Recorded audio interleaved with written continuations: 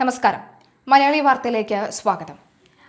കഴിഞ്ഞ ദിവസത്തെ സംഭവ വികാസങ്ങൾ കഴിഞ്ഞ മണിക്കൂറുകളായില്ല ഇതാ CPM-ന്റെ ഭാഗത്ത് നിന്നുള്ള ക്യാപ്സ്യൂളുകൾ ഓരോന്നായി പുറത്തു വരികയാണ്. അക്ഷരാർത്ഥത്തിൽ ഇന്നലെ DC ഓഫീസിനകത്ത് നിന്നും ജനങ്ങളെ അല്ലെങ്കിൽ ഈ ക്രിമിനലുകളെ CPM ഗുണ്ടകളെ പോലീസ് അക്ഷരാർത്ഥത്തിൽ പിടിച്ചു വലിച്ചു കൊണ്ടുവരികയായിരുന്നു എന്ന് വേണമെങ്കിൽ പറയാം. അല്ലെങ്കിൽ ഈ CPM-ന്റെ ഭാഷയിൽ പറഞ്ഞു കഴിഞ്ഞാൽ ഞങ്ങൾ കൊണ്ടുവന്ന് കൊടുക്കുകയായിരുന്നു എന്ന് വേണമെങ്കിൽ പറയാം. ഏതായാലും ശിവൻകുട്ടിയാണ് ആദ്യ ക്യാപ്സൂൾ പൊട്ടിച്ചിരിക്കുന്നത്. അതിങ്ങനെയാണ്: ഇന്നലത്തെ പ്രതിഷേധം അത് വളരെ സ്വാഭാവികത നിറഞ്ഞ ഒന്നാണ്. സ്വാഭാവികം മാത്രമാണ് ആ പ്രതിഷേധം. ചില ഒറ്റപ്പെട്ട സംഭവങ്ങൾ മാത്രമാണ് ചില്ല് തകർത്തത് എന്നൊക്കെയാണ് പറയുന്നത്. ഏതായാലും എന്തിനാണ് ED ഉദ്യോഗസ്ഥർ പുറത്തിറങ്ങിയത്? എന്തിനാണ് ED ഉദ്യോഗസ്ഥർ ഇപ്പോൾ തന്നെ, പ്രത്യേകിച്ചും ജനങ്ങൾ ഇത്രയും അല്ലെങ്കിൽ ഈ പ്രതിഷേധക്കാർ ഇത്രയും ആകാംക്ഷഭരിതരായി ആവേശപൂർവ്വം നിൽക്കുന്ന, അല്ലെങ്കിൽ അവർ എന്തും ചെയ്യും എന്ന വിധത്തിൽ നിൽക്കുന്ന ഈ ഒരു സമയത്ത് തന്നെ എന്തിനാണ് ED ഉദ്യോഗസ്ഥർ പുറത്തേക്ക് ഇറങ്ങിയത് എന്ന ചോദ്യമാണ് ഈ നമ്മുടെ ശിവൻകുട്ടി ചോദിച്ചിരിക്കുന്നത്. എന്നിട്ട് വേണം അവർക്ക് പറയാൻ, മണിക്കൂറുകൾ തന്നെ ഇത്രയും മണിക്കൂർ ഞങ്ങളുടെ പ്രതിപക്ഷ നേതാവിനെ എന്തിനാണ് നിങ്ങൾ ഇങ്ങനെ നിർത്തിയത്, അല്ലെങ്കിൽ ഇങ്ങനെ കൂട്ടിലടച്ച കിളിയെപ്പോലെ നിങ്ങൾ എന്തിനാണ് ഇങ്ങനെ പൂട്ടിയിട്ടത് എന്നുള്ള ചോദ്യം ഇപ്പോഴേ വന്നു കഴിഞ്ഞു. രാവിലെ 6 മണിക്ക് തുടങ്ങിയ ഈ റെയ്ഡ് ഉച്ചയ്ക്ക് 2-2:30 കൂടിയാണ് കഴിഞ്ഞത്. ആ റെയ്ഡ് കഴിഞ്ഞു കഴിഞ്ഞാൽ പിന്നെ ആ വീട്ടിൽ ഉദ്യോഗസ്ഥർക്ക് നിൽക്കരുത് എന്നൊരു പ്രോട്ടോകോൾ ഉണ്ട്.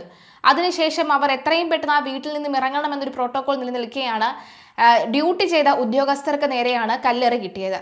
അക്ഷരാർത്ഥത്തിൽ ഇപ്പോൾ കഴിഞ്ഞ ദിവസം ഒരു ബൈറ്റ് വന്നതിൽ നമുക്കറിയാം, ആ ടാക്സി ഡ്രൈവർ അദ്ദേഹം പേടിച്ച് പോയ ഒരു സാഹചര്യം ഉണ്ടായിരുന്നു. അദ്ദേഹം പറഞ്ഞത് അത് കണ്ണിലൊക്കെ വീണു, ഈ ചില്ല് കണ്ണിലൊക്കെ തെറിച്ചു, വളരെ രീതിയിൽ പേടിച്ചു.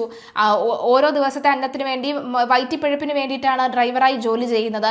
ഞാൻ ED ഉദ്യോഗസ്ഥനോ അല്ലെങ്കിൽ അങ്ങനത്തെ ആളോ ഒന്നുമല്ല. അങ്ങനെയുള്ള ഒരു തൊഴിലാളിയെയാണ് തൊഴിലാളി വർഗ പ്രസ്ഥാനത്തിന്റെ ഈ ഉച്ചസ്ഥായിൽ നിൽക്കുന്ന നേതാക്കൾ കയ്യും കെട്ടി നോക്കി നിൽക്കുമ്പോൾ പ്രവർത്തകർ ആഞ്ഞടിച്ചത് എന്നുള്ളതാണ്. നമുക്കറിയാം, ആ ഡ്രൈവർ സീറ്റ് നോക്കി അടിക്കുന്ന ഒരുപാട് ആൾക്കാരുണ്ട്. അതുപോലെ തന്നെ അപ്പുറത്ത് ഈ ഉദ്യോഗസ്ഥർ ഇരിക്കുന്ന ഭാഗത്ത് അടിച്ചതും ഒരുപാട് ആൾക്കാരുണ്ട്. മറ്റു ചില ഈ കാറിലും അപകടം ഉണ്ടായി, അല്ലെങ്കിൽ ഇത്തരത്തിലുള്ള ആക്രമണം നടന്നിരുന്നു. അതിലൊരാൾ CPM പ്രവർത്തകനാണ് എന്ന് അദ്ദേഹം തന്നെ പറയുന്നുണ്ട്. ഞാനും ഒരു CPM പ്രവർത്തകനാണ്, പക്ഷേ ജീവിക്കാൻ വേണ്ടി എനിക്ക് പണിയെടുത്തേ മതിയാകുള്ളൂ. അങ്ങനെയാണ് ഈ പണിക്ക് ഇറങ്ങിയത്, ഈ തൊഴിൽ ഇറങ്ങിയത്. ഒരിക്കലും വിചാരിച്ചില്ല ഇങ്ങനൊരു ആക്രമണം ഉണ്ടാകും, തനിക്ക് നേരെയും ഇങ്ങനെ ഒരു ആക്രമണം ഉണ്ടാകുമെന്ന് ഒരിക്കലും വിചാരിച്ചില്ല എന്നാണ് പറയുന്നത്. എന്തായാലും നമുക്ക് ശിവൻകുട്ടിയുടെ ആ പ്രതികരണം നമുക്കൊന്ന് കേൾക്കാം. വലിയ ജനക്കൂട്ടം പ്രതിഷേധിക്കാൻ വേണ്ടി നിൽക്കുന്ന സാഹചര്യത്തിൽ അതിന് ഒരു ശാന്തത ഉണ്ടായ ശേഷം ED ഉദ്യോഗസ്ഥന്മാർ ഇറങ്ങണമായിരുന്നു. ഞങ്ങളെല്ലാം അത് ഒഴിവാക്കുന്നതിന് വേണ്ടിയുള്ള ഒരു പരിശ്രമം നടത്തിക്കൊണ്ടിരിക്കുകയായിരുന്നു. അപ്പോൾ ഞങ്ങൾക്ക് അന്വേഷണ ഉദ്യോഗസ്ഥന്മാരെ ഒരു കാരണവശാൽ തടസ്സപ്പെടുത്തുന്നതിന് വേണ്ടിയുള്ള ഒരു ഉദ്ദേശമില്ലേ. സാധാരണഗതിയിൽ ഒന്ന് ശാന്തമായ ശേഷം ഇറങ്ങണമായിരുന്നു. ഒരു ജനക്കൂട്ടത്തിൻ്റെ പ്രകടനവും അതൊരു പ്രതിഷേധം നടത്തുന്നതിന് വേണ്ടി വന്ന ആൾക്കാരുടെ നേരെ വാഹനം വരികയാണ് ചെയ്തത്. അങ്ങനെയുള്ള സംഭവങ്ങളുണ്ടായി. പോലീസാണല്ലോ ശ്രദ്ധിക്കേണ്ടത്. അവിടുത്തെ അന്തരീക്ഷം എന്താണെന്ന് നോക്കിക്കൊണ്ട് അവരെ ED ഉദ്യോഗസ്ഥന്മാരെ പുറത്തിറക്കേണ്ട ഉത്തരവാദിത്തം വഹിക്കേണ്ടത് പോലീസാണ്. അല്ലെങ്കിൽ വാഹനത്തിലേക്ക് കല്ലൊക്കെ എടുത്തെറിയുന്നത് ഒറ്റപ്പെട്ട സംഭവമായിട്ട് കാണാൻ പറ്റുമല്ലോ.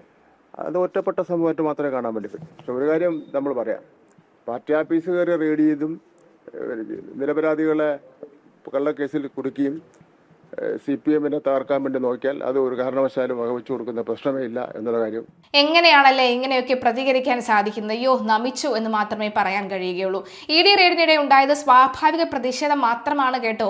ഇത്രയും പ്രതിഷേധം ഉണ്ടായപ്പോൾ ശാന്തമായ അന്തരീക്ഷം ഉണ്ടായതിനു ശേഷം മാത്രം ED ഉദ്യോഗസ്ഥർ പുറത്തിറങ്ങണമായിരുന്നു. അപ്പോൾ ആരുടെ ഭാഗത്താണ് തെറ്റ്?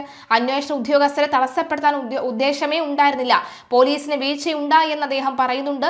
പാർട്ടി ഓഫീസ് റെയ്ഡ് ചെയ്യാൻ പോലീസ് ശ്രമിച്ചു. സാധാരണ പാർട്ടി ഓഫീസുകൾ റെയ്ഡ് ചെയ്യാറില്ല. ചിലപ്പോൾ ഒരുപക്ഷെ ആക്രമിച്ച പ്രതികൾ പാർട്ടി ഓഫീസിനകത്ത് കയറിയിരുന്നാൽ പാർട്ടി ഓഫീസിൽ നിന്ന് തന്നെ പിടിച്ചെടുക്കേണ്ട സാഹചര്യം ഉണ്ടാകും.